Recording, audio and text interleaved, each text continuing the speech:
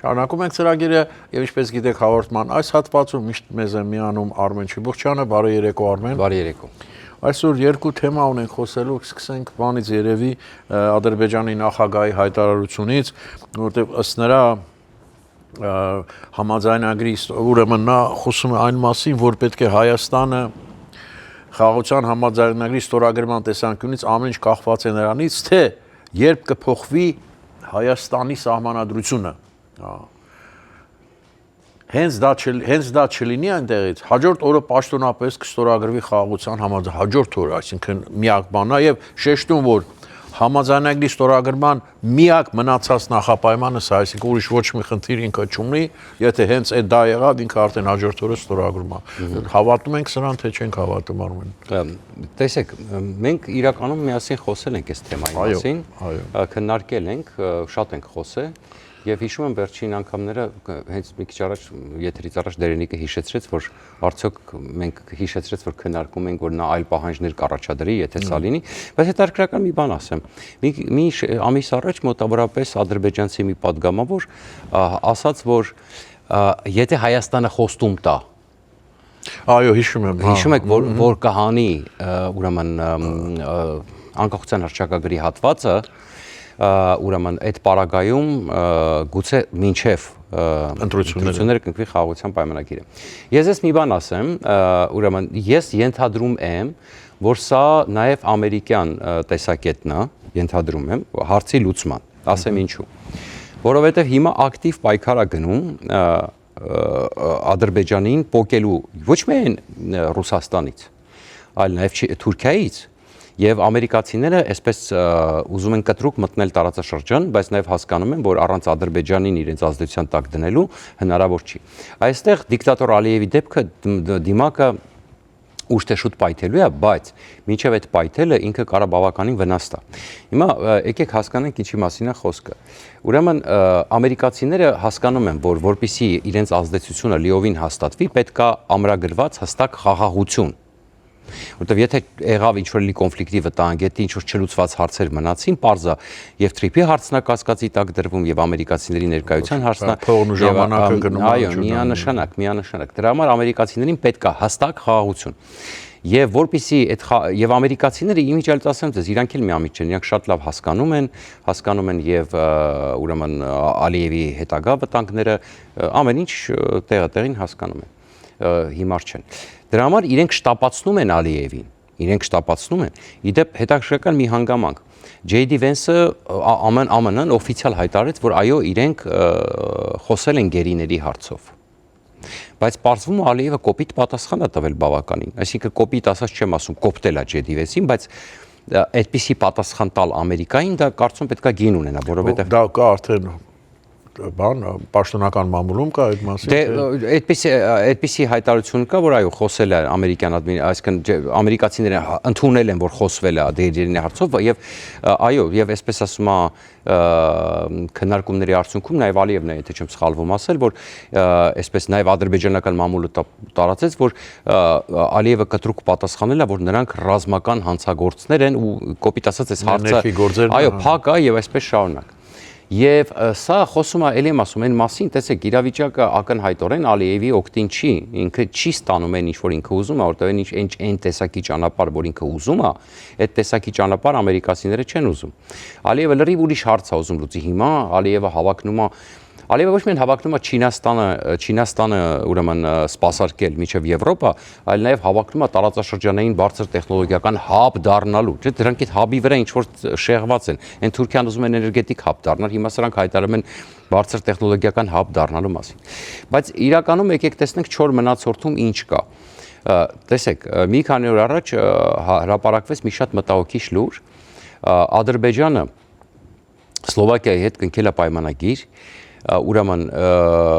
300 մոտարապես առաջին փուլում կլինի 210 միլիոն եվրոյի եւ մինչեւ վերջնական փուլը 650 մոտարապես միլիոն եվրոյի ինքնագնաց ականանետներ գնելու։ Այսինքն տեսեք, սա հակաօդային պաշտպանություն չի, սա ինքնաթիռ չի անգամ, սա ականանետ է, իսկ ինչի համար է ինքնագնաց ականանետները։ Ինքնագնաց ականանետները միայն հետևակի դեմ պայքարն է, միայն, այսինքն մարդկային հնարավորինս մեծ վնաս եւ Ադրբեջանի համար անգամ 300 հել չհաշված, որ իրենք էլ ունեն, հա, այսինքն պահեստավորված բազմաթիվ քանակությամբ։ Սա ահռելի քանակի ականանետների թիվ է, որը դու եթե չես կոնկրետ ինչ-որ մեկի հետ ռազմական ցամաքային գործողության մեջ չես, քեզ դա պետք չի այդ աստիճան։ Ընդ որում, տեսեք, իրականում նավթի գների այս տատանումները չի կարող չազդել նաև Ալիևի վրա, չէ՞ որ եկեք ընդունենք նավթի գինը ցածր է։ Եվ Ադրբեջանի բյուջեն էլ նավթագազային եկամուտների վրա է, ճիշտ է նստած։ Այսինքն ինքը իրականում տեսեք ինչ անում, իր ժողովուրդը լավ չի ապրում։ Իրականում այնպես չի որ այս տնտեսությունը փայլուն վիճակում է, եթե այսպիսի նավթի գներ են, բայց ինքը միևնույն ժամանակ միլիարդներ է շարունակում ծախսի, միլիարդներ, միլիոններ չէ։ Մենակ ականանետները արդեն մոտ 1 միլիարդ դոլարի արժեք ունի, մոտ 1 միլիարդ դոլարի ականանետ է գնում։ Եվ հետաքրքիր մի բան ասեմ, տեսեք, Մյունխենյան խաղաղության կոնֆերանսի ժամանակ մի նախադասություն է, երբ որ խաղաղության խաչմերուկից խոսեցին, ասեց, քանի Թրամփն է թրիփը կիրականացնենք, հետո ասեց կվերադառնա Բայդենը, ձեր խաղաղության հեգնեց էլի, ձեր խաղաղության խաչմերուկը կիրականացնենք։ Այսինքն խաղաղության խաչմերուկի միտքը որ նա ինչքան է մենք էլ ենք ասում, որ դա անիրատեսական է, բան չունեմ ասելու, բայց իր կողմից սարկազմը տեղին չէր։ Մենք կարող ենք ասել, քննադատել, խոսել, զրուցել։ Իսկ ինչն է միտքը։ Խաղաղության խաչմերուկը, որ Հայաստանը դառնա կարևոր տարածաշրջանային հանգույց։ Ճիշտ է, միտքը գաղափարը է դա։ Եվ ինքը ակնարկում է, որ դուք դա երազում կտեսնեք, որ դուք կդառնաք խաղաղության, այսինքն տարածաշրջանային խաչմերուկ։ Շատ պարզ չի, որ ինքը պետք է դա չուզենա։ Բնականաբար, նույնքն էլ մենք չենք ուզենա, որ ենք ինչ-որ շահավետ բաներ ստանան, որտեվ դա տնտեսության լավացումն է, տնտեսության լավացումը ռազմական ուրեմն հնարավորությունների լավացումը։ Իհարկե, չէ, չուզենալը ուրիշ բան չկա, բայց այս պարագայում ցավոք սրտի մենք չենք կարող դա թույլ չտալ, իսկ ինքը ըստ էության գիտեք իր ամեն մի խոսքի տակ ինչ որ սպառնալիք կա։ Դա Արմեն, իսկ գալով հիմնական հարցին, արդյոք այս հարցում գոնե, այս խաղաղության, որ ասում է, եթե սա լինի հաջորդ օրը կկնքենք խաղաղություն, ռեալիստիկ ասենք չես կարող։ Տեսեք, խաղաղություն կկնքվի, բայց հաջորդ փուլով ինքը վստահաբար պահանջելու է ադրբեջանցիների վերադարձը իրենց տարածքներ։ Well, դա առանձին խնդիր է։ Դա այո, դա ասելու է ենթադրենք անկլավների հարցնա բարձրացնելու եւ ասելու է օրինակ, ես չեմ ուզում փոխանակեմ։ Ես ուզում եմ որ ադրբեջանցիները գան ապրեն իրենց պատմական հողերով։ Դե ուզել, ինչպես ասում են, վնաս չի։ Դե հա, բայց այդ դեպքում ասելու է, այստեղ արդեն լավ, երկրորդ մասում կշարունակենք, ժամանակը բրծա։ Գովազդ արագ կանցնիկ վերադառնանք ու շարունակենք զրույցը Արմեն Ջուլուկյանի հետ։ Armflix հարթակում անընդմեջ նորությունները կարող են զարմացնել, բայց դրանք իրականություն են։ Այսուհետ Armflix-ի օրացուցային հրապարակումներ նոր կոնտենտի վերաբերյալ միայն փետրվար ամսվա նորություններն են։ Կայսրության թևերը երրորդ եթերաշրջան նկարահանված 3 երկրում՝ Հայաստան, Ռուսաստան, Միացյալ Նահանգներ։ Վերջին վկան նկարահանված Միացյալ Նահանգներում։ Հատ ծյոտը նկարահանված Միացյալ Նահանգներում։ Իսկ անակնկալները շարունակական են։ Միացեք Armflix-ին եւ լրացրեք ձեր ժամանցը բացառիկ ֆիլմերով։ Միայն Armflix-ում յուրաքանչյուր տարիքի հանդիսատեսի համար։ Armflix, լավագույն հայկական մեդիա հարթակ աշխարհասփյուր հայության համար։ Մենք վերադարձանք եւ շարունակում ենք զրույցը վերլուծաբան Արմեն Ջուլուկյանի հետ։ Արմեն, թեման դեռ ասելիք ունես ենթադրում եմ։ Չէ, ամփոփենք թեման այնքանով, որ տեսեք, օրինակ Հայաստանից գնացել էր ինչ որ մեկը, ասենք, այնտեղ հարցեր էր տալիս, եւ այդ ինչ որ մեկը փոխանակ հարց տա, ասի օրինակի համար, բայց այդ որ մեծ խոսում ես Հայաստանի սահմանադրության մեջ Ադրբեջանի տարածքային պայմանների մասին, ձեր սահմանադրության մեջ ամբողջությամբ Հայաստանի կեսն է ներառված, հա, կոպիտ ասած։ Կանգնում ինչ որ արդարանում են, ասենք լավ, էդ էլ հո Փաշինյանը չի, որ ասենք ստիպված է դիվանագիտորեն ինչ որ հարցին մոտենալ կամ տենց ռազմավարություն անդրե։ Սովորական էքսպերտ եք, ասենք չես կարողանում ինչի համար ես գնացել դրացել, ինչի համար են քեզ ուղարկել, ով է ֆինանսավորը։ Մի հատ կանգնի ասա, բայց քո սահմանադրության մեջ ըստ էության ավելի շատ է Հայաստանի տարածքային պայման։ Թող լսեր միջազգային հանրությունը։ Գնացել կանգնել են, բայց մեր սահմանադրական դատարանը ասել է, որ դա չի հակասում Հայաստանի սահմանադրությանը։ Լուրջ ես ասում, Ալիևն է լավ պատասխանեց։ Ասեց, ես իրավաբան չեմ, բայց ես գիտեմ, որ ցանկացած սահմանադրություն ավելի բարձր է, քան ցանկացած սահմանադրական դատարան։ Դե գնա, ինչի համար գնաց, քեզ 10-ով 0 արեց, ցույց տվեց, որ դու ընդհանրապես կոմպետենտ չես։ Ասենք ապշած եմ մնում։ Ասածս ինչ է, վտանգները տեսեք Ալիևը իր գնումները, իր խոսույթը, իր պահվածքը խոսում է այն մասին, որ ուրեմն ինքը կոպիտ ասած հիմա Միացյալ Նահանգների պես մոտ էսպես է դիրքավորում, եթե իմ պայմանները չբավարարես, ես կգնամ դեպի Չինաստան։ Եվ այս արանքում աշխատում է շատ կտրուկ բաներ չանի, դրա համար մի քիչ փափկել էս թեմայով, հաշվի առնելով, որ հիմա ԱՄՆ Չինաստան մեծ բախում է։ Իդեպ կներեք, երկու բառ ասեմ, այս շատ են խոսում ինչ որ այդպես քլս TV-ները տառապում են Ռուբեն Վարդանյանի համար։ Իհարկե, ելի եմ ասում, այդ մարդիկ պետք է գան դատվեն Հայաստանում, կրկնում եմ, բայց մի հետարքիր բան եմ ուզում ասել։ Սպասում են, ասում են, այ վաղը Ալիևը Ռուբեն Վարդանյանին ցմահ բանտարկության կենթարկի, տենց ինչ տրագեդիա, բա չէ եւ այլ այսպես շարունակ։ Ես մի բան եմ ուզում հիշեցնեմ, էլի։ Ուրեմն Ղարաբաղում կար ընտրված իշխանություն Արայիկ Հարությունյանի գլխավորությամբ։ Ինչի մասին է խոսքը։ Լավ, վատ, տեսեք, հատկապես եթե դու միջազգայինորեն չճանաչված հանրապետություն ես։ Հատկապես եթե այդ ընտրությունները պատերազմի ժամանակ, ասենք, չգիտեմ, արդեն ժամկետը անցնում էր եւ արդեն մոտենում էր նրան, կամ չեմ հիշում այնտեղ արդեն անցել էր, թե մոտենում էր, կարծեմ դեռ չէր անցել։ Դուք ունեիք օրինական ընտրված նախագահ։ Ինչով է սա գերկարևոր, որ հատկապես եթե դու միջազգայինորեն չճանաչված ես, բայց գոնե միջազգային հանրությունը ասում է չճանաչվածը չճանաչես, որ այդ մարդը ժողովրդի կողմից է ընտրված։ Նշանակում է իրոք ունի ժողովրդի ձայնը, նշանակում է ժողովրդավարության էլեմենտներ կան։ Իսկ երբ որ դու հանում ես Արայիկ Հարությունյանին, բռնում ես Շահրամանով, դու դրանով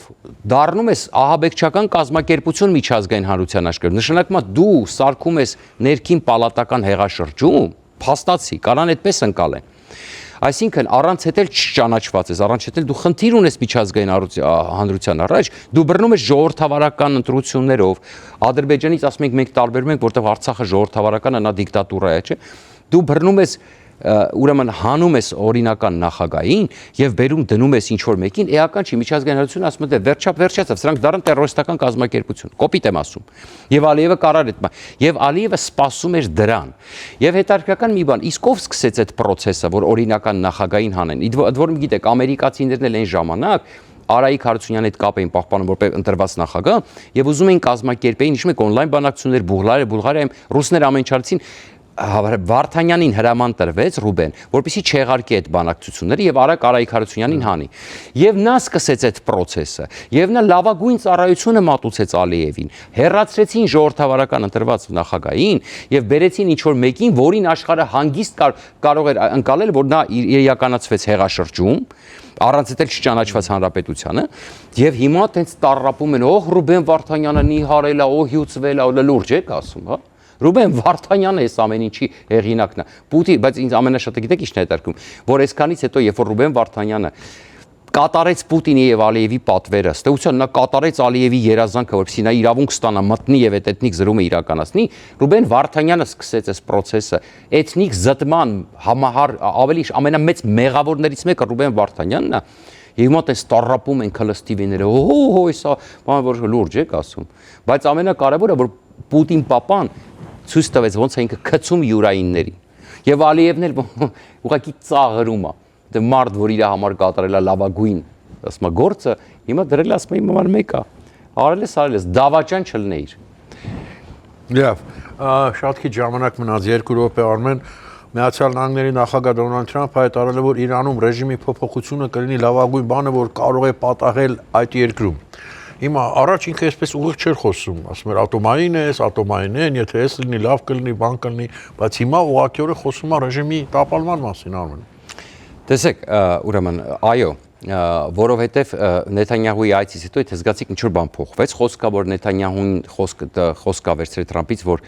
եթե բանը հասնի նրան, որ Իսրայելը սկսի ռմբակոծել, Իսրայելը առաջինը սկսի ռմբակոծել, Միացյալ Նահանգները միայնակ չի թողի Իսրայելին, հա, այսպես շարունակ։ Բայց խնդիրը որն է, հիմա տարածաշրջանը գնում Կարիբյան ծովից, ամենամեծ ավիակիրը Ջերալդ Ֆորդը։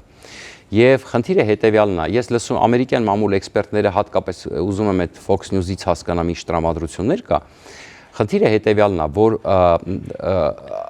ամերիկացիները հասկանում են, որ դա հեշտ օպերացիա չի լինելու։ Դեռ այնտեղ Հորմուզի նեղուց կա, որը պրոբլեմատիկ է, տարբեր տարբերակներ են քննարկվում, շրջապատել Իրանը, չշրջապատել Իրանը, որտեղ հարվածել, որ ցավոտ լինի։ տեսեք, Starlink-երի մեծ քանակություն է փոխանցվել Իրան առաջի փուլից հետո։ Որտեվ տեսեք, եթե այսպիսի խնդիր կա, մի ուղղությունից դեպ Մյունխենյան կոնֆերենցիան էլ նայեցի ամերիկյան Լինսի Գրեհեմի բանի խնդիրը հետևյալն է, որ հույսը պետքա լինի այն, որ երբ որ Ամերիկան սկսի օպերացիան, որքան ես եմ հասկանում, ժողովուրդը պետքա կանգնի ոտի։ Ինչ որ ես ենթադրում իշմեք, որ ասում եմ, որ պատահական չարեց այդ ուղերձը։ Բայց քանի որ սա հեշտ բան չի, ես ենթադրում եմ, որ հիմա գնում է նախապատրաստական փուլ, ընդ որում, ես էլ ասեմ, եզրափակենք խոսքը շաբաթների օպերացիայի մասին է, սրընթաց օպերացիայի մասին չի։ Բայց իդեպ ստեղ խնդրեմա կանգնում կոնգրեսի հարցը, տեսնենք այդ ինչա։ Թույլատվություն ապել կոնգրեսից արդեն։ Շնորհակալություն Արմեն։ Ես եմ շնորհակալ։ Այսքանը այսօրվա համար կհանդիպենք վաղը, միշտ տեսություն։ Հաջողություն։ ARTN լուրերի հովանավորն է FIBI ընկերությունը։